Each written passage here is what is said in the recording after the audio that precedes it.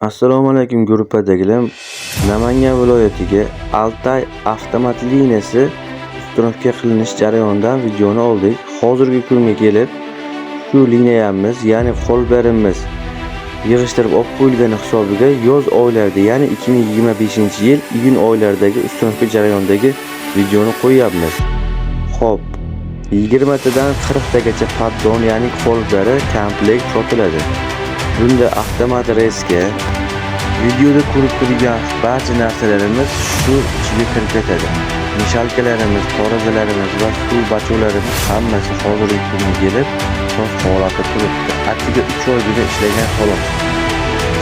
Sement saqlanadigan konteynerimizga keladigan bo'lsak, sement saqlanadigan konteynerimiz o'z ichiga 50 tonna sementni sig'dira oladi.